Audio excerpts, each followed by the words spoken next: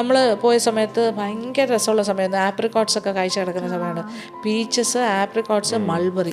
എപ്പോഴും പറയും ലഡാക്കിൽ നേരെ ചെന്ന് ലാൻഡ് ചെയ്യുകയാണെങ്കിൽ നമുക്ക് ഈ കുറച്ച് പാടാണ്, ഒരു അക്ലമറ്റൈസേഷൻ ഇഷ്യൂ ഉണ്ട്. അതുകൊണ്ട് ചെന്ന് 2 ദിവസമൊക്കെ എടുക്കും. പക്ഷെ നമ്മൾ ഞാൻ കാറിലാണ് യാത്ര ചെയ്തത്. അത് പോകുമ്പോൾ ഗ്രാജുവലി ആണ്. പക്ഷെ എന്നാലും ട്രാസിലൊക്കെ ചെന്നപ്പോൾ തണുപ്പ് കൂടിയിട്ടേ എനിക്ക് സത്യം പറഞ്ഞാൽ ഒരു ചെറിയൊരു ബ്രീതിങ് ഇഷ്യൂ പോലെ തോന്നിയിരുന്നു ഡ്രാസിലെത്തിയപ്പോൾ. ഡ്രാസ് അത് ഭയങ്കര ഒരു ഇഷ്യൂ ആണ്. കാർഗിലിൻ്റെ ഒക്കെ അടുത്തുള്ള പ്രദേശമാണ്. ഡ്രാസ് കഴിഞ്ഞാണ് കാർഗിൽ വരുന്നത്.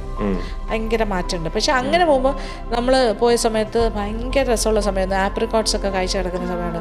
Peaches, apricots, mulberry. എൻ്റെ പൊന്നു ദൈവമേ, ഞാൻ ഇത്ര എൻ്റെ ജീവിതത്തിൽ കണ്ടിട്ടില്ല. ആപ്രിക്കോട്ട്സും പീച്ചസിനെക്കാട്ടിലും കൂടുതൽ ആപ്രിക്കോട്ട്സ് കുറച്ചുകൂടെ ചെറിയ ഫ്രൂട്ടാണ്.